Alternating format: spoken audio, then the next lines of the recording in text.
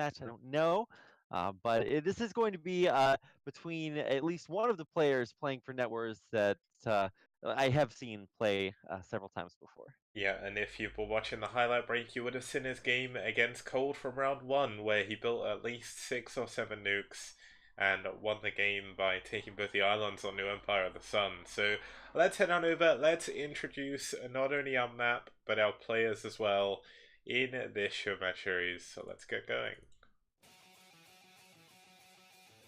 Okay, so that's interesting. So, Didn't change sorry, the I map. couldn't hear you there at the end. It's okay. Let me just quickly fix this because I've forgotten what map we're on. It's Benzene, so you're going to see my dodgy overlay for a second.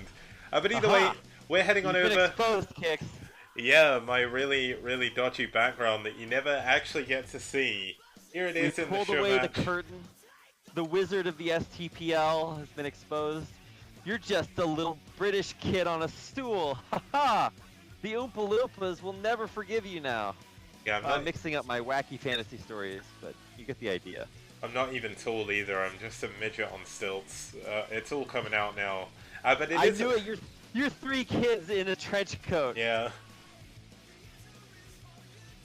Now, one thing that I would like to point out is a show match, so therefore I did decide to show you more than I normally would, so that's why you saw the overlay. But either way, we're going to head into our 4th game here on Benzene. Now, Benzene, a space platform map. We have had 2 games on this so far. Both of them have ended up being TVP. But this time we're going to have a little bit of a mix-up because we're going to have 4 Netwars. It's going to be Radley and his opponent, or obviously Radley, the Terran player here, and his opponent spawning against him is going to be Clickmer for mSj. He is a Zerg player, so we're going to have a ZBP, a ZBT even, on this map, and it should be a lot of fun as we head into our 4th and possibly final game here between Netwars and mSj.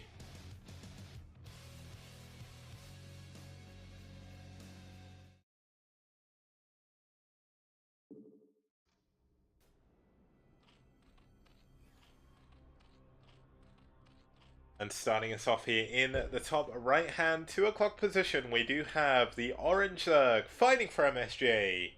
It's going to be Clickmer.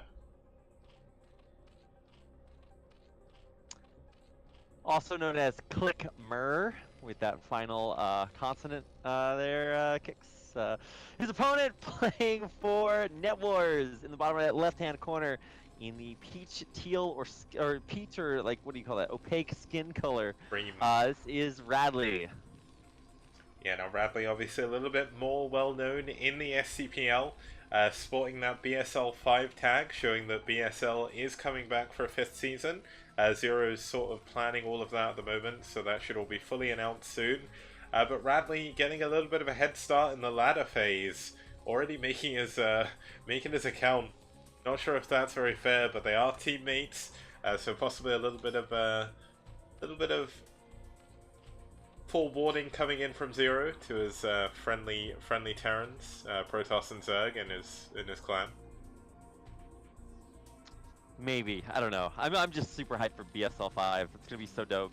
BSL is by far one of the best tournaments out there, but it's kind of the alternative to STPL, where there's a ladder and then there's like an offline bracket, or not offline, but there's like a bracket stage after that. Whereas like STPL is a big, team clan league. So lots of different kind of styles for Brood War tournaments out there. Yeah, it's just a good time. I love how many tournaments there are out there. But yeah, Radley plays in pretty much everything he can get his hands on, so I'm glad to see him playing here tonight. And it actually, it has been quite a while since I've cast a game with Radley in it, so I don't know exactly what to expect here, but I mean, it does look like a pretty standard opener, just going for 1 racks, and then I don't know if he's going to do Command Center. I would like to see him go Factory after this one, but a lot of times I we mean, just see. Yeah, and it's Radley. You never know what's gonna happen. Like, yeah, and there's no gas, so it's not like he's gonna tech up immediately. Yeah, I mean, it's likely gonna be a command center here, so nothing too crazy by Radley. I mean, he could go into a second barracks. That's not beyond him. He could even go for like, I mean, the ship has sailed on this, but he could have gone for something like a 3 Rex Academy build. That does get a little bit of a later gas. We do have a 12 hatch and then a 12 full coming in from Clickmer. So nothing too crazy on either side. Now I believe the last game you actually casted with Radley was a TBT on Hitchhiker in round 2 between Roegi and Radley. That was actually quite early on in round 2, so it's been quite a while. I don't even remember how long that was ago, but yeah, it has been a while. So we're about to learn some new things. First of all, we're going to learn what it looks like when both players expand and don't hurt each other early on. But this is going to be a 3-hatch build, and the aggressive variety. It's not like he's expanding to a 3rd base, and so there could definitely be some scary moments in Radley's future, especially if he doesn't, work on getting this wall up in the near future. Yeah, now the big distinction in this game is we do have a 3rd hatchery coming in from Clickmer, so not super all-in or anything from him early on. And now there are some weird, like, Ling speed 3 hatch all-ins, but I don't think we're going to see that here. It is, of course, a 2-player map. It was quite standard. Well, it is very standard, actually. 3rd base is a mineral only. 4th base gas, so that, well, a little bit harder to get. But in terms of two-player maps, this is very, very standard. Was used in the ASL Season 3, and I believe Season 2 as well. I think it was used in both of them, but did originate from the 2010 Pro League, and it looks like we're going to have Radley just trying to keep his SUV alive as long as possible. Does see the lair timing, which is probably the most important thing for him to scout right now. Oh yeah, definitely. Layer timing really tells you basically everything you need to know. If it is coming up immediately as fast as possible, then you gotta kind of batten down the hatches because you know it's coming. Now, obviously you want to scout whether or not it's going to be Spire or Hydras coming down immediately. I would say that I almost always see Spire. I don't know if it's just like a meta thing, but it's certainly good to check and make sure so that you're not like, throwing down a bunch of turrets and then Hydras run up on. Yeah, I mean, obviously Muteless, very, very powerful, very, very common as well. Lurker builds are a little bit more... I don't like to say all in because they're not necessarily all in, but if you don't do damage with the Lurkers early on or you don't secure a base very, very quickly, the Lurkers don't have the same kind of utility that Muteless do. Muteless obviously allow you to keep the Terran on his toes, keep them back in their base for a little bit longer, which does give you that additional security that Lurkers would have given you, but a little bit easier. It does give you that active advantage as well. You can try and do some damage and sort of really pick holes in the Terran's play. Yeah, I also love what Radley is doing, especially against lurkers. Is you want to build some extra defenses up behind those power generators above your natural. So he is making use of that, building that depot up there. Here comes the first little group of Lings just kind of coming out across the map to get some scouting information. Plenty of Marines up there at the front, so this is not really going to be anything that he is scared of. But it's the follow-up, right? It is what is coming next, and the answer is not actually going to be anything super, super aggressive. Let's see if he's actually saving Larva. And it looks like, yes, he is going to have the full contingent of 9 mutas out. Yeah, these 9 mutas... Actually, no, he didn't save enough Larva for that. He built drones with some of the Larva that was supposed to be mutas, so this is not going to be all 9 mutas immediately. Yeah, he is going to build a sunken colony as well. I'm not really sure about this sunken. Obviously, sunkens do give you that defensive option, but Radley not going for the most common opening himself here. He actually built a factory very, very quickly. He's going double armory behind 3 barracks. Radley, I believe, is actually going for Goliath Bio. Now, Goliath Bio... This is really weird. So yeah, so a lot of times you'll either see like just pure bio or siege tank bio or going into more like the SK style. But when you add Goliath, that's basically saying I want to have a mobile force that is able to be able to defend against mutas, because otherwise you'll just have good Zerg players kind of micro down your bio ball and it gets dwindled as it goes across the map. Then you try to attack with it and it dies and you lose the game. You're like, oh well, that sucks. So you add the Goliath in, but this is definitely not the most common way to play this, so I don't really know what to expect. Yeah, the trouble is as well, Radley delayed his engineering by a very long time to get that double armory up, and this is going to mean his turrets are incredibly late. Now, the the versatility that the bio gives you early on is it does give you something to at least deal with the Mutalist while you do get your mech up. But this is just such a weird situation here for Radley. I'm really not sure what he's doing, but as I said before, like, Radley is known to play all three races. He plays Terran better than the other two, but he plays very, very weird styles. Like, whenever I do ladder streams, he's always in there telling me to go nukes, and I'm like, okay, I'll do it, because I like nukes, but I mean, we're going to have the Mutalist with free range over the mineral lines, at least for the time being. And as I say that, they're going to fly away. Yeah, I definitely thought the Mutas could have leveraged way more damage there, even trying to kill that missile turret and just be a really big jerk.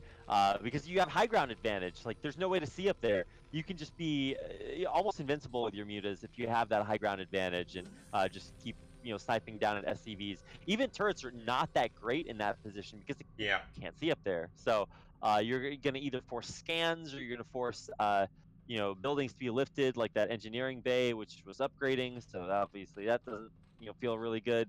But it's important to note that we are transitioning past the muta phase to lurkers, and so overcommitting to turrets is definitely not a good idea. Yeah, we've actually got the perfect number of turrets here at the Natural, but as you were saying, there's nothing that can see up there. So those turrets have to wait a little bit longer. They don't get as many shots in as they want. And now we do see Clickmer going for his third base down in the bottom right. He's got a decent number of sunken colonies and a lot of lurkers on the way at the front as well. So Clickmer in a very good position to take this into the mid game. And he's not really taking too much damage on the Mutalist. Now, of course, Radley is pushing up with his bio, but this, unlike a normal game, is not +1 attack bio. This is going to be 0-0. The Lurker's obviously going to do a big amount of damage to it. Obviously, without +1 armor, it does take 2 Lurker Spines to kill a single, well, to kill a whole bunch of Marines, basically. And we've got the Mutalist as well, and it looks like we're going to have a little bit of a weird situation where both armies are passing each other in the night. Well, it's nighttime over here in Seoul, but I think it's probably daytime for these players. And in truth, it's a replay, so it could have been played at any time. Who knows? Yeah, here comes those lurkers. I think they are burrowed actually accidentally just outside of the range of those power coupling or power generators. Maybe not. But there it is. Yeah, they are able to fire at those. They are stacked, but the splash damage from the spines kills them all. She needs to hit them a couple more times, and boom goes the dynamite. And now all of these lurkers are going to run right up here, and every SCV will die instantly. Yeah, he's actually going to split them really, really nicely too in the Natural. A lot going into the main, and there's only really bio coming out. There's not been any mech, despite the 1-1 upgrades being finished. There's absolutely no mech to deal with this. I mean, 1-1 Vulture not really going to help you too much against this Radley. And you can see the 2 in the Natural. 1 has got 11 kills. And I mean, Radley's going to try and pull back this bio to help defend, but this is a lot of damage. Well, it's also bio that's not dealing damage to the Zerg players, so he's going to be totally rock solid as Natural. Third base should be coming up here pretty quickly, and yeah, Radley just has to pull all the way back. He's taking massive damage. You can't mine from either base, and this is just so annoying to deal with. Yeah, and this is just so much economic damage for Radley to be taking as well. He's not mining. He's trying to add on as many units as he can. He, of course, does have his siege tank here, which will allow him to defend for now, but he's going to lift his main command center. He's not going to have the scans. And there's a big contingent of Clickmer's forces going in for the counterattack at the Natural. Wow, finally actually cleaning this up without crazy amounts of casualties. Even so, don't crush your SCVs! I was so scared there for a second. Landing command centers could just kill anything. But now we're actually facing round 2, which is a big bust up the front door. Lurkers running by all of those bunkers. And the bunkers and everything in them going down. This is a big bust attempt. And once again, this Natural is just rendered totally useless. And look at the 2 lurkers. They're running all the way into the main. But thankfully, there is a D-Matrix tank there to stop them. Yeah, but this D-Matrix tank can't stay there forever. It's going to be taking a lot of damage from the Lurker Spines, but as you can see, the bio trying to move in to defend against this can't actually get a good position, and the final base of Radley looks like it could actually go down. He's trying to valiantly hold on. Radley is an optimist, but I mean, this is a very optimistic position to try and win from. The 1-1 mech upgrade's not really helping him too much when he didn't go for mech, so I really do want to find out exactly what his plan was. Unfortunately, his plan in this game didn't really get fully realized, and this is the result of that. Clickmer has pulled him apart. Wow, yeah, he really has. The natural totally in shambles, and he's just gonna keep beating him over and over again with this giant Zerg baseball bat until his, I don't know, knees cave in or whatever. Like this is not going to be pretty. Like this is definitely something that like you would avert your children's gaze from. It's just gonna be waves and waves of Zerg over and over again, crashing into this poor, helpless, defenseless Terran player kicks. Yeah, and the trouble is, if this doesn't kill Radley, the follow-up certainly will. There is going to be a great Aspire on the way. This SCV shaking its head, doesn't know what to do. And he's going to eventually go back to mine that gas, but this is such an awful position for Radley to be in. He's on one base against three. Zerg player on Hive Tech with 3 gas. I mean, I'm the most optimistic person when it comes to Brood War. I stay in games long after I'm dead, but even I wouldn't be in this game still. This is how far behind Radley is.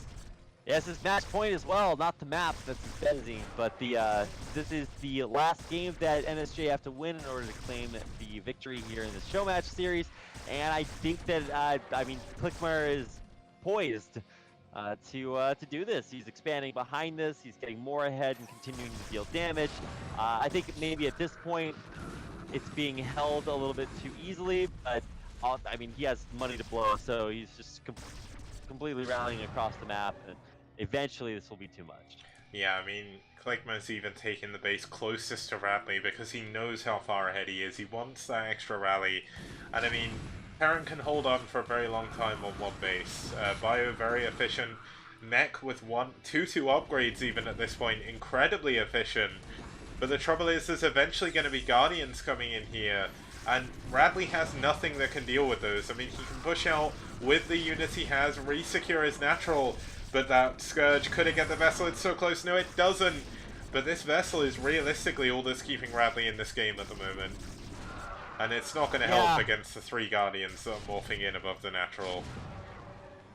Yeah, this is giving me kind of flashbacks to today's LASL games in which Guardians destroy hapless Terran players over and over again. And now they're finally done morphing, and here we go. We're about to see a very sad Terran player who has just about nothing to deal with these Guardians. Yeah, I mean, he's got a single vessel, which does have 2 irradiates, but unfortunately for him, he doesn't have another vessel to erase a trick with either, so not really going to do too much. He's forced away from his natural once again. Clickmer has finished the base in the top left, and there is just Lings, Lurkers, Guardians absolutely everywhere at the moment, and I think this is bound to be it now. The final tank goes down as well. Man, this is just a little bit of a kicks GG timing here. Yeah, but that 1D Matrix Marine, maybe it can make something happen. I mean, Guardians kill the Matrix Marine very slowly. No. I mean, Radley is certainly putting a show on in this show match, just saying it as long as he can. There is a Wraith to help deal with the Guardians now, but there's no other units. GG, well played. And Clickmer is going to take down Radley in our 4th and final game of that series. Now, of course, that is a show match, so the stats do not count to the main STPL stats, but one statistic that does matter there is we did have mSj taking down NetWars 3-1. And just to remind people, NetWars have been in the playoffs twice, and if mSj can take them down here, they can certainly take them down again in the main series. So we could have a new contender. Absolutely, very much looking forward to seeing mSj play next round. I'm actually looking forward to, as a sick plug opportunity and a segue, to the playoffs for round 2 of the STPL, which are coming up in just not too long, Kicks. Yeah, if we have a look at the overlay, we'll see what semifinals we have. Now, it doesn't show the dates on there, but I can fill that in for you now. So, semi-final A for round 2 is going to be Red versus NetWars. That should be a crazy series. Red coming from nowhere in Group A, well, in round 1, and doing an incredible job going unbeaten in round 2. And they are up against Net Wars. We did just see them there. They didn't show their full strength. Did bring out Catsport, who hasn't played yet for them in the STPL, but three very strong players that mSj have taken down. But still, Net Wars are no joke. They have done an incredible job. They came third in round one, and they are poised to possibly even take second or first in round two here in the playoffs. That is going to be on Wednesday, the 5th of September. So next Wednesday at 2100 CEST. And then semi-final B, our two Korean teams meeting up. One from Group A, one from Group B. Seoul Gaming didn't make it to the round one playoffs, but here they are, winning Group B in round two. And they're up against White Clan, who came second to Red in Group A. That should be a 6-6 series as well. Cannot wait for that. And that's going to be cast on Friday, the 7th of September at 2100 CEST. And then, of course, our playoff final will be casted the week after on the Friday. So, lots of good STPL games still to come, Rapid. Yes, yes indeed, Kicks. Many more. I'm actually super pumped for this. This is going to be a really good playoff. So make sure to tune in to the STPL playoffs. And once again, thank you for kind of running these show matches so that there's more awesome Brood War content out there, Kicks. No problem. I hope everyone who tuned in did enjoy it. If you did enjoy it, please do hit the follow button, tune in again. And obviously, if you do miss any games, you can find them on my YouTube at KicksSC. So Sierra Charlie rather than SD. I need to change that. But when I get to 100 subscribers on YouTube, I can change my name on there. So I'm going to change it to STPL TV or something. But either way, we're not too far off of that now. So any help I can get, that would be great. But either way, huge thank you to everyone who's donated thus far to the STPL. The prize pool currently at about $1,200 US. That'll be distributed amongst all of the teams at the very end of the STPL. We're on round 2 of 4. Round 3 should be starting up soon. But I think we're going to be going until the very early parts of next year for the Grand Finals. So should be quite fun, and hopefully you'll continue to be there with me for that journey. It should be a lot of fun. Hope so too, Kicks. It'll be a very worthwhile journey. So big thanks to everybody for watching. Thank you once again for having me, Kicks. And yeah, looking forward to the STPL playoffs coming up.